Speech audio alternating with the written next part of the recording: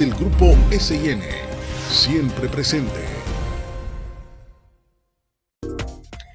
Es un verdadero placer darles la bienvenida nuevamente a nuestro programa, La Consulta de MCA con la doctora Erika Pérez, médico nutriólogo, quien además de compartir temas de interés en general, hablamos de COVID, hablamos de temas de cardiología y obviamente hablamos de temas relacionados a la nutrición. Recordemos a todos los que nos sintonizaron cuando empezamos esta modalidad virtual de este programa, fue en marzo del año 2020. Teníamos mucha incertidumbre, teníamos muchas dudas. Ahora es otro el tema, ¿verdad? Ya estamos un poquito más enterados, más empapados.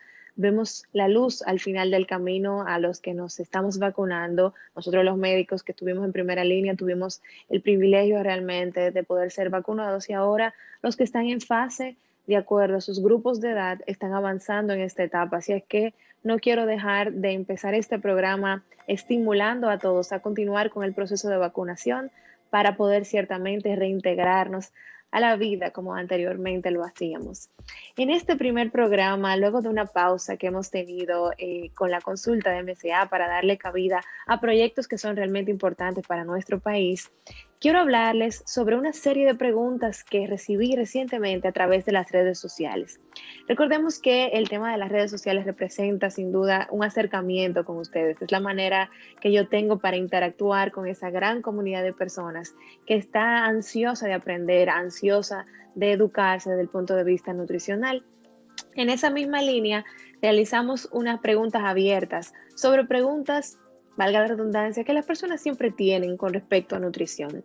Y estas fueron las más frecuentes. Las voy a ir comentando mientras ustedes visualizan en pantalla estas preguntas y algunas imágenes relacionadas al tema para que los vayamos desmenuzando, porque me pareció realmente interesante que estas preguntas que son de verdad de interés común, pues podamos compartirlas fuera de las redes sociales a toda esta gran audiencia que nos mira. Entonces vamos a empezar haciendo la primera pregunta.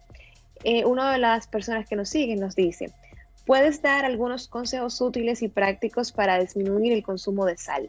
Fíjense que me pareció una pregunta sumamente pertinente porque todos nos encontramos buscando formas de prevenir la hipertensión arterial. Sabemos que la hipertensión arterial es una de las principales causas de mortalidad y sin duda también es uno de los principales motivos de consulta cardiovascular. Entonces, dentro de esta línea y entendiendo la relación sal-hipertensión arterial, cuando vamos a consulta de nutrición siempre le decimos, lo primero que tenemos que saber es dónde está la sal. No es solamente esa sal que conocemos como sal común, sal de mesa, que vemos en el salero que agregamos o no a las comidas, sino también la sal que se encuentra dentro de los alimentos. Incluso esta tiende a ser la de mayor abundancia. La sal que se encuentra principalmente en embutidos. Embutidos son salami, salchichas, longanizas y muchas formas de consumir carnes procesadas en forma de embutido.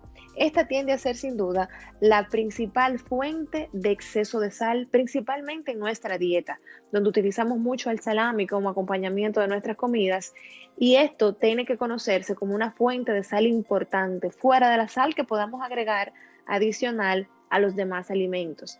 También tenemos que desconocer cómo se compone nuestro plato típico, ¿verdad? Arroz lleva sal, los granos llevan sal, sean habichuelas o cualquier otro tipo, las carnes llevan sal, aderezamos las ensaladas con sal, entonces tendríamos que reducir considerablemente la cantidad de sal que utilizamos para cada tipo de comida.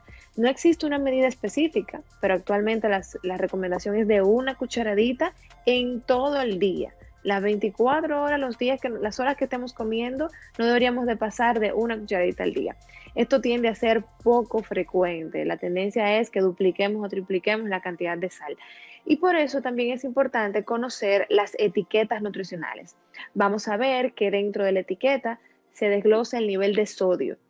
Y vamos a ver números como por ejemplo 460, 260 miligramos de sodio, que es la unidad de medida que se utiliza, y no sabemos si ese alimento realmente es alto o no es alto en sal por el nivel de sodio que dice, porque doctora, ¿verdad? ¿Qué cantidad tengo yo que usar de sodio en función de eso? Bueno, la manera más práctica de explicarle a un paciente cómo identificar si el producto que está comprando empaquetado es alto en sal es decirle, si el valor en miligramos de sodio es mayor al valor en calorías, el producto es alto en sal. De nuevo, si el valor en sodio es mayor al valor en calorías, el producto es alto en sal. Entonces, a partir de ahí tenemos que empezar a depurar los productos que consumimos. Y nos vamos a dar cuenta con los panes, con las galletas, con los pitas, con muchísimos otros alimentos de uso regular, la cantidad de sal que estamos realmente consumiendo en exceso porque es de manera acumulativa. Esto es importante que lo conozcamos y yo pienso que son los consejos más prácticos. Identificar dónde está, embutidos, alimentos procesados, todo lo que viene empacado y por supuesto minimizar la sal que agregamos en la mesa. La otra pregunta dice, doctora, quisiera saber qué comer para combatir la anemia. Me da a veces sí y a veces no. Fíjense que esto es una pregunta muy interesante porque popularmente podemos creer que la anemia es una situación que podríamos resolver con alimentos y absolutamente no. Lo primero que vamos a hacer para responder a esta pregunta es definir qué es la anemia, ¿verdad? La anemia es una deficiencia, vamos a decir, la disminución de la hemoglobina. Tan sencillo como eso. Ya a partir de ahí, la hemoglobina es un resultado que aparece en el hemograma, en ese análisis de sangre. Se puede caracterizar la anemia de diferentes formas. Si el nivel de hierro es bajo, si el nivel es alto, los tamaños de los glóbulos rojos. Y bueno, a eso se le pone nombre y apellido. Pero desde el punto de vista dietético, existen dos principales razones por las cuales podría darse anemia. Una es la deficiencia de hierro, que es definitivamente la más frecuente, y la otra es deficiencia de vitamina B12. Hay otras causas nutricionales como deficiencia de ácido fólico, pero menos frecuentes. Entonces, lo ideal sería identificar, no decirle al paciente, oiga, para resolver la anemia vamos a utilizar tal cosa. No, sería, vamos a saber por qué tienes anemia. ¿Es por hierro, por deficiencia de hierro? ¿Es por deficiencia de vitamina B12? ¿Es por ácido fólico? Entonces, a partir de ahí podríamos hacer los ajustes del lugar. Existen muchas otras causas de anemia. Tendríamos que evaluar sangre oculta en heces y hacer muchísimas evaluaciones desde el punto de vista gastrointestinal y de otra índole, que seguro que el especialista, que en este caso es el hematólogo, podría profundizar si descartamos las causas más comunes, que son deficiencias nutricionales. Una vez identificamos que es deficiencia de hierro, tenemos que saber que esto debe de suplementarse, sea con suplementos en pastilla oral o sea vía endovenosa, inyectada. No hay forma de cubrir deficiencias de hierro a partir de la dieta. Por más hierro que usted vea en miligramos, en las carnes, en vísceras como hígado, en algunos mariscos, el intestino absorbe solamente un 10% del hierro que usted consume. Por lo tanto, no podré suplir las deficiencias que tenga. De ahí que sea muy necesario suplementar la deficiencia a partir de medicamentos. Ahora bien, luego de conseguir las metas, podemos fortalecer la alimentación para evitar su deficiencia si fue esa la causa, porque muchas veces la deficiencia de hierro tiene que ver con sangrados regulares, principalmente en la mujer por la menstruación o en otros perfiles cuando hay úlceras, cuando hay sangrados intestinales.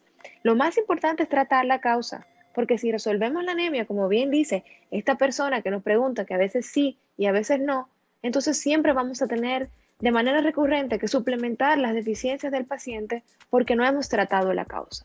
Hasta aquí hemos respondido dos preguntas sumamente interesantes y tenemos muchas más que vamos a compartir en breve, pero después de esta primera pausa. Volvemos.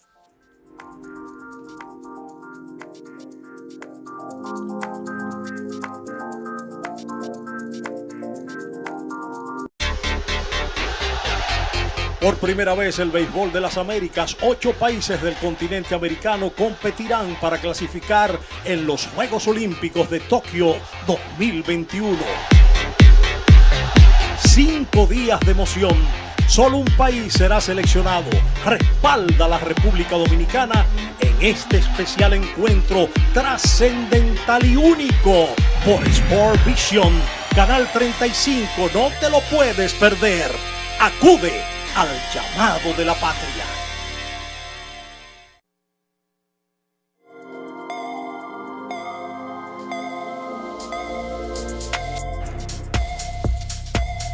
Estamos de vuelta en la consulta con la doctora Erika Pérez, médico nutriólogo, quien cada semana comparte temas médicos de interés. En esta primera reapertura de nuestro programa y en esta hora que se nos concede y a quienes estamos muy agradecidos, tanto al equipo de producción y a todos los que nos ayudan cada semana para poder compartir un programa de interés. También tomamos mucho en cuenta todas las preguntas que nos hacen a través de las redes sociales.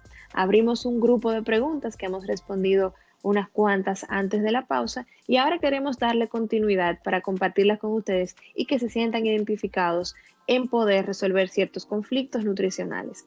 Hablábamos de cómo hacer para resolver ciertos niveles de anemia, hablamos de cuáles son las principales recomendaciones para reducir el consumo de sal. Nuestra próxima pregunta dice, ¿qué opinas de los cheat meals? Para los que no los conocen, estos también se llaman comidas trampa. Y esto es algo que se hace típicamente en las personas que hacen dietas, principalmente dietas muy restrictivas. Vamos a ver este tipo de comportamiento y por eso tenemos esta foto de un actor muy reconocido que físicamente luce muy bien y es probablemente un referente cuando queremos llegar a algún físico. Entonces, una estructura física. Tenemos que saber que los cheat meals o comidas trampa tienden a producir comportamientos con la alimentación que no son recomendables. ¿Por qué? Bueno, porque estamos todo el tiempo limitando nuestra alimentación de una manera tan restrictiva que estamos esperando por minuto el momento en el que llegue ese día de comer no saludable, porque de eso se trata el cheat meal. El momento en el que voy a comer hamburgers, pizzas, hot dogs, helados, alcohol o lo que sea a lo que usted le haya podido atribuir lo de una comida trampa.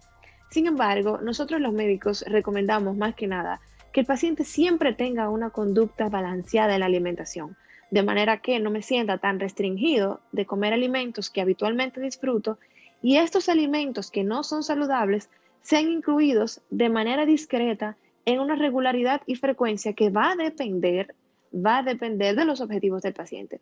Si el paciente quiere bajar de peso, si el paciente está detrás de algún objetivo físico en particular. Entonces, la respuesta a esta pregunta es que no estamos de acuerdo en crear este comportamiento con los alimentos en el que el paciente está esperando el momento de hacer una comida no saludable porque se siente muy restrictivo con la dieta. O sea que no, pienso que comer es un placer. Todos mis pacientes saben que no soy ajena a la realidad de que comer alimentos no saludables en su mayoría tiende a ser muy placentero, pero a eso le buscamos un orden y lo negociamos, como digo yo popularmente, para poder ver resultados de control de peso, pero también controles en los perfiles de laboratorio que son finalmente los que nos hablan de prevención. Si sigo a la próxima pregunta, dice, doctora, ¿usted recomienda monk fruit para endulzar bebidas?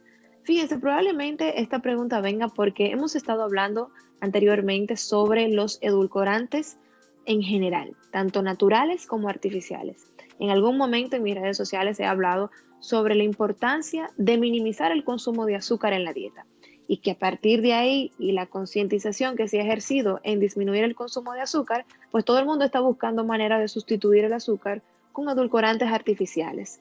La mayoría de ellos tienen un nivel de seguridad bastante limítrofe, dígase, lo que se ha estudiado para poder hablar de su seguridad es usando pocas cantidades.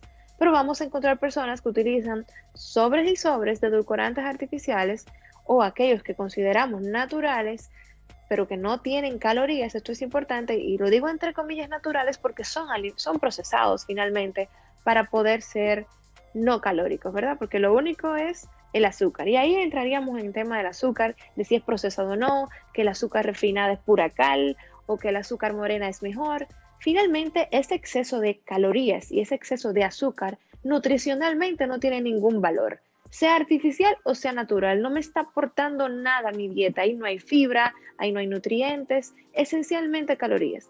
¿Y qué preocupación tiene el monk fruit? Bueno, monk fruit es una marca de un tipo de edulcorante que es muy popular porque es la combinación de un tipo de fruta que se llama fruta del monje o parecido a lo que vemos en la foto, parece como si fuera una especie de aceituna, pero tiene una característica muy diferente por fuera y por dentro, lo que quiero decir es el tamaño, que tiene un dulzor 200 veces superior al azúcar y un valor calórico muy inferior. Lo atractivo es que podría conseguir endulzar los alimentos sin todo el procesamiento de otros tipos de edulcorantes como la sucralosa, como el aspartame, como el acesulfame K. ¿Qué pasa con el monk fruit? Este azúcar de monje o fruta del monje, pues no es solo esto, está combinado con eritritol, que el eritritol es un tipo de azúcar de alcohol, ¿ok? O un polialcohol se le llama, que normalmente tiende a ser usado en las gomas de mascar que nosotros conocemos como sorbitol, manitol. Bueno, vamos a ver que existe una gran variedad de azúcares de alcohol. No quiero confundirlos con esto, pero el monk fruit lo que va a vender es que se ha combinado este tipo de azúcar de alcohol con la fruta del monje para poder producir un tipo de azúcar que es muchísimo menos calórica y supuestamente menos procesada.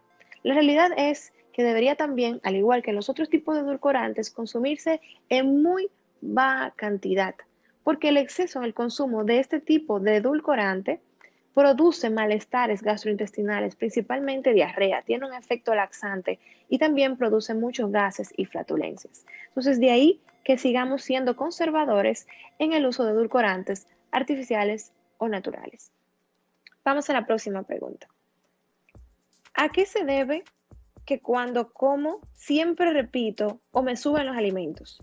¿Como poco por esto? Bueno, eso es una pregunta abierta. Repetir una comida significa que siento que hay gases, ¿verdad? Me sube, siento el sabor todo el tiempo, siento que no he digerido adecuadamente los alimentos y esto se traduce en lo que nosotros conocemos como el reflujo gastroesofágico, que es la sensación de que los alimentos se devuelven desde el estómago hacia la boca o algunos hacia el esófago. Algunas personas con el reflujo gastroesofágico o enfermedad por reflujo gastroesofágico experimentan sensación de acidez, sensación de agrura, sensación de ardor o lo que describe esta paciente que es que les repite. Y esto es interesante porque dentro de las principales causas por las cuales los alimentos podrían producir este reflujo son su característica. El estómago tiene la capacidad de almacenar estos alimentos y digerirlos en una velocidad diferente. Por ejemplo, las carnes en general tienen una velocidad de digestión mucho más lenta. Me va a tomar más tiempo, vamos a decir que vaciar este estómago, y esto puede hacer que si tuve una comida muy copiosa de carne o de algún alimento alto en grasas, que no tiene una digestión tan rápida, entonces voy a tener esa sensación de que me repite.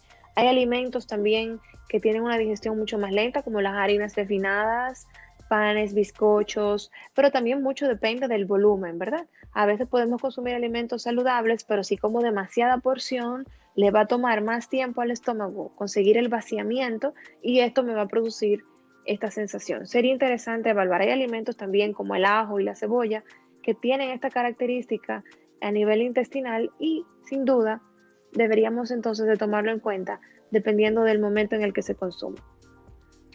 Recordemos que cada recomendación que hacemos a uno de nuestros pacientes debe ser individual, porque cuando hacemos este tipo de respuesta estamos de alguna forma reteorizando, ¿verdad? No sabemos si esta es la realidad, porque existen condiciones a nivel esofágica como quistes, algunas incluso tienen como algún tipo de cuerpo extraño que no permite una adecuada digestión, el alimento se aloja allí y esto es toda una secuela de halitosis o mal aliento, sensación que los alimentos se devuelven y eso tiene otra connotación muy distinta a la del reflujo gastroesofágico. Sabemos también que el estrés empeora definitivamente la mayor producción de ácidos gástricos, el cortisol, que es la hormona del estrés. Entonces, todo eso debemos de considerarlo al momento de hacer las recomendaciones. Nuestra próxima pregunta dice, esta próxima pregunta la voy a contestar, pero vámonos a una pequeña pausa porque me interesa muchísimo darle continuidad empezando nuestro próximo bloque. Volvemos en breve.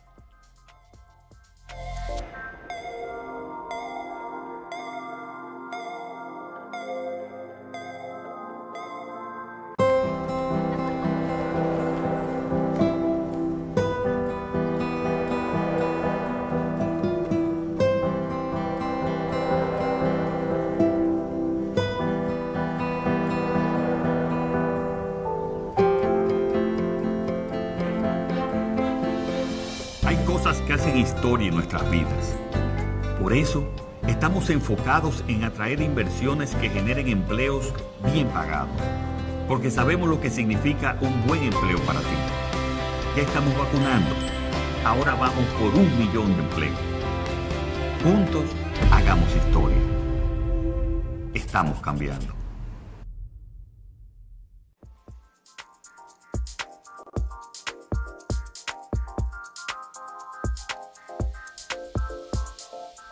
Estamos de vuelta en nuestro programa La Consulta con la doctora Erika Pérez. Para mí es un verdadero placer recibir todas sus muestras de cariño en este momento de pausa que estuvimos fuera del aire, pues nos sentimos halagadísimos con tanto aprendizaje que nos refieren, que mantienen, y es realmente nuestro interés que esto continúe. En esta oportunidad, en este programa, nos hemos dedicado a responder preguntas de las redes. Es probable que le dediquemos a este tipo de temas tal vez 2, 4, 5 programas al año. Vamos a ver, porque definitivamente la interacción con ustedes para nosotros es lo más importante. Ustedes son los responsables de generar nuestro contenido, de que nosotros nos sintamos motivados a compartir con ustedes temas de interés. Y en los próximos programas tendremos invitados para hablar de diferentes patologías interesantísimas que definitivamente no se lo pueden perder. Vamos a seguir respondiendo las preguntas y esta pregunta en particular me interesa darle especial atención. Dice, entonces, ¿un entrenador personal puede dar dietas? Estoy confundida. Esta pregunta tiene que ver muy probablemente con el hecho de que recientemente hemos hablado sobre el intrusismo profesional. Esto es algo que nos afecta a todos los especialistas en medicina, porque nos encontramos con una avalancha de desinformación. Personas que se encuentran ejerciendo su labor en áreas que no les compete o que no tienen la adecuada formación para hacer un trabajo responsable y adecuado. Y hablo en este caso de responsable principalmente porque estamos hablando de salud, ¿verdad? Tomemos en cuenta el caso de nutrición. Vamos a ver muchas personas haciendo dietas, entrenadores que no tienen la formación adecuada, y formación no es haber tomado un taller, haber tomado un curso de 1 año o 2 años. Eso no es formación en nutrición. La formación en nutrición se define principalmente en el caso de la licenciatura de 3 a 4 años de formación, rotaciones hospitalarias las incluye casi todos los casos, o por lo menos una exploración clínica del paciente para poder correlacionar la alimentación con enfermedades, porque si no le damos la importancia a eso, pues estamos perdidos. Ese es uno. Y los otros somos los médicos, que estudiamos medicina general y luego decidimos hacer una especialidad de nutrición que también toma de 2 a 4 años dependiendo de lo que usted le dedique, ¿verdad?, a su formación. Y la carrera de medicina ya dura de por sí 5 a 6 años. Entonces, yo entiendo que es sumamente pertinente que los pacientes y que las personas que están trabajando en esto se sientan responsables. Hemos visto muchos casos de personas que han llegado a la consulta con eventos cardiovasculares, infartos detonados por dietas tipo cetogénicas, altas en grasas saturadas, arritmias secundarias a dietas muy restrictivas. Hemos encontrado pacientes que han perdido el conocimiento, diabetes en debut, personas que han tenido el diagnóstico, trastornos de ácido úrico como la artritis gotosa, principalmente por este tipo de dietas tan altas en grasa. Entonces, definitivamente que no es competente para una persona que no se ha responsabilizado, principalmente para mí, que veo pacientes hospitalizados todo el tiempo, que veo pacientes que tienen ya una insuficiencia renal, que han tenido que estar en diálisis, en hemodiálisis o en diálisis peritoneal, pacientes con muchísimas alteraciones electrolíticas, que si el potasio, que si el fósforo. Si usted fue el causante de que un paciente se descompensara y al final no es la persona que va a poder resolver esto en un hospital, entonces usted no es la persona pertinente, porque usted simplemente no puede ser responsable sobre esa dieta o ese tipo de planteamiento que usted está proponiendo. Entonces yo pienso que definitivamente no. Definitivamente eso es, como pongo en la foto, como poner a un mecánico porque sepa de piezas y de cómo ensamblar ciertas cosas a operar a un paciente, ¿verdad? Porque usted tenga conceptos, usted no tiene por qué ejercerlo. Y hago un ejemplo todavía más sencillo. Imagínese usted que usted fuera maestro constructor. Por poder saber trabajar muchos años con ingenieros y arquitectos, usted no tiene la capacidad de hacer un edificio o de hacer una casa o de construir algo, porque usted tampoco tiene el aval desde el punto de vista de demandas de que si algo de esto se pierde, usted va a ser responsable. De si un edificio se cae, si la casa se desploma. Entonces, en todas las especialidades y en todas las carreras, cada persona debe de tener la formación que merece y hacer dentro de su haber lo que mejor pueda, pero no tiene que hacerse irresponsable y hacer cosas que pueden tener desenlaces fatales, como ya lo hemos visto. Vamos a seguir con la próxima pregunta. Dice, ¿por qué ciertos cítricos como el limón detienen el periodo menstrual? Fíjense que esto es una pregunta bastante controversial, porque según los expertos, hasta el momento, ninguna bebida puede tener la capacidad de disminuir el sangrado.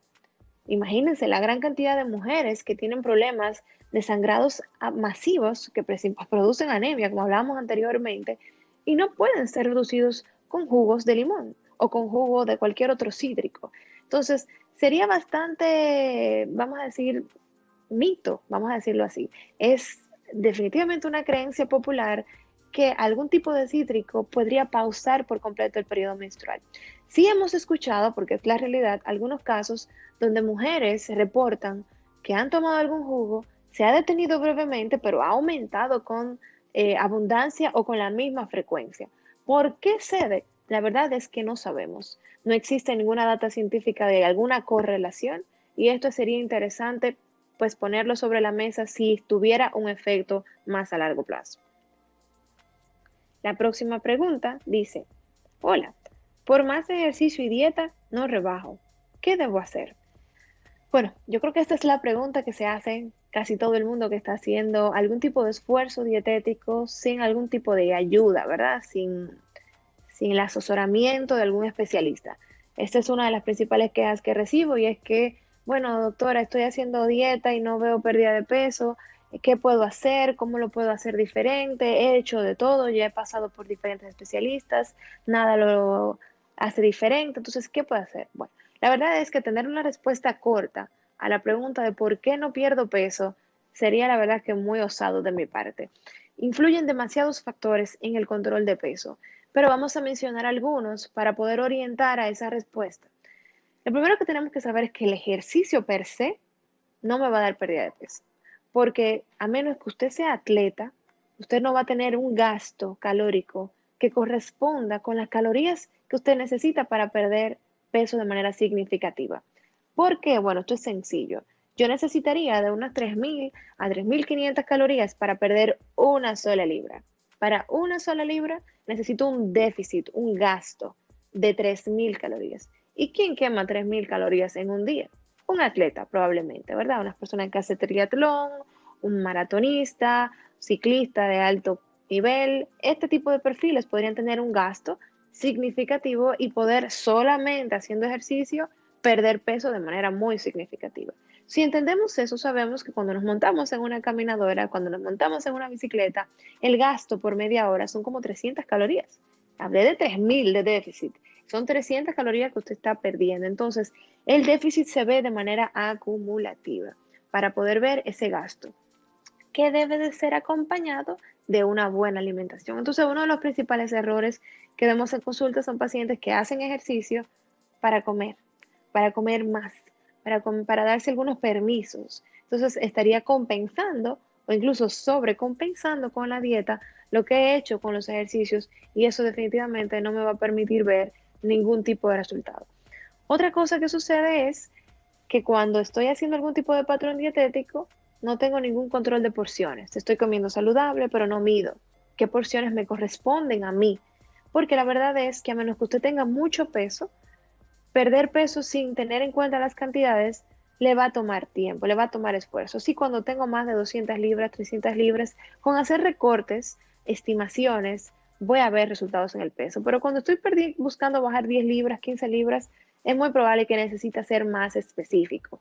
Lo otro es importante el tema del equilibrio. Muchas veces hacemos dietas que son muy bajas en carbohidratos y luego con cualquier ingesta, pues nuestro cuerpo retiene y definitivamente no vemos avance. O sea que influye también el tipo de dieta, influye el tipo de ejercicio, influye las cantidades, influye el sueño, si usted está durmiendo o no está durmiendo bien. Recordemos también que las hormonas de grelina, hambre, leptina, saciedad van a estar distorsionadas si el sueño no es adecuado. También sería interesante saber cómo está su entorno, cómo se maneja en el trabajo, si usted es una persona muy sedentaria durante el día y solamente se activa cuando hace esa media hora de ejercicio, influyen muchos factores. O sea que yo espero que esta respuesta le sirva para poder aclarar un poco qué podría estar influenciándolo, Y sin dudas, hacer un abordaje con un especialista le puede ayudar un poco a romper ese ciclo de que los esfuerzos no se ven reflejados en sus resultados.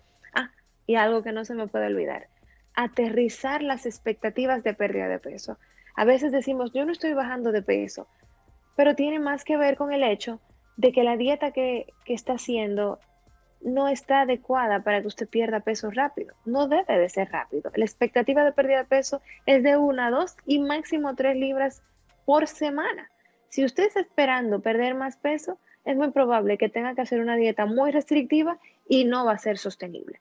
Espero que todos estos puntos les sirvan de mucho soporte para orientarse del por qué es importante aterrizar nuestras expectativas de peso. Volvemos en breve después de la pausa para responder otras inquietudes.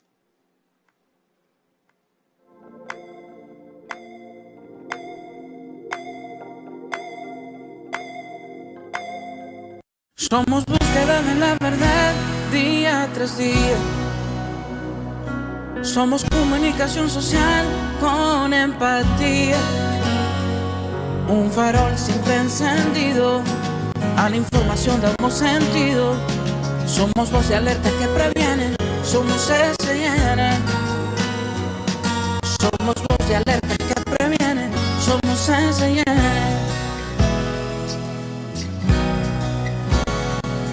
Somos búsqueda de la verdad día tras día. Somos comunicación social con empatía. Un farol siempre encendido, a la información damos sentido. Somos voz de alerta que previene, somos SIN. Somos voz de alerta que previene, somos SIN.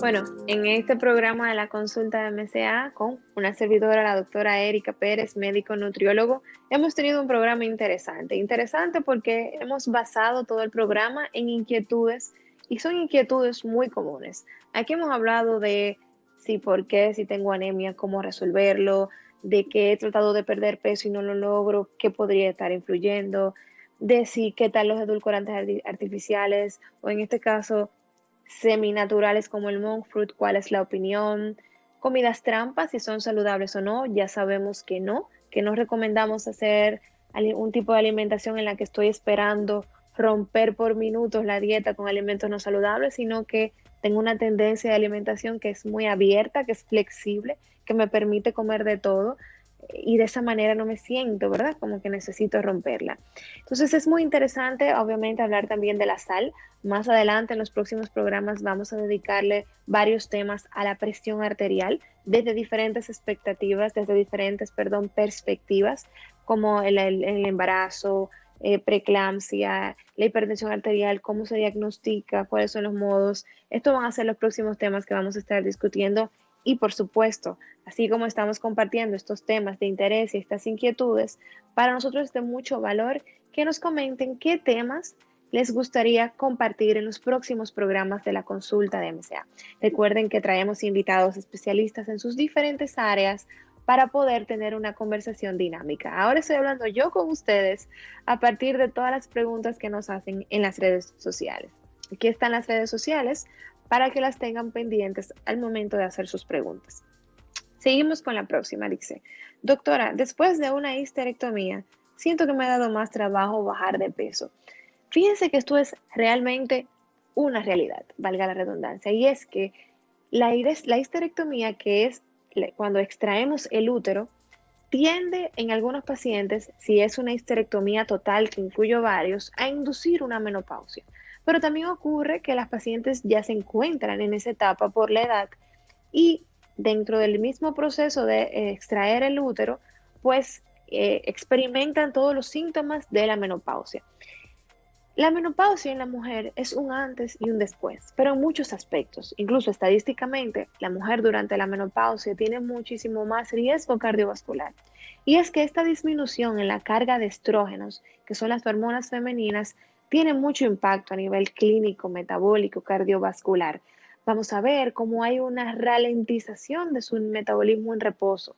Las mujeres ya en la menopausia van a necesitar un poco más de esfuerzo para conseguir metas de control de peso, ajustando la cantidad de energía que ingieren a partir de la dieta, pero también se estimula tremendamente a estas pacientes a hacer actividad física regular. Esto tiende a paliar mucho los síntomas de la menopausia que muchas veces son parte de las limitaciones del control de peso, porque una paciente que se siente cansada, que le dan estos síntomas de golpes de calor con regularidad, resequedad, se siente vulnerable emocionalmente por esta nueva etapa, definitivamente todo eso contribuye a que la paciente pueda descansar o pueda complacerse más con ciertos alimentos, no tenga deseos de hacer ejercicio y esto hace que vamos a decir, el contexto de la menopausia sea un poco más difícil conseguir peso, pero en todos los casos es posible. Lo que tenemos es que tomar en cuenta muchas variables, tomar en cuenta si las pacientes tienen alguna comorbilidad, alguna otra enfermedad, para poder dentro del ajuste dietético diseñar una estrategia que vaya en miras de la prevención y también en sus objetivos de control de peso.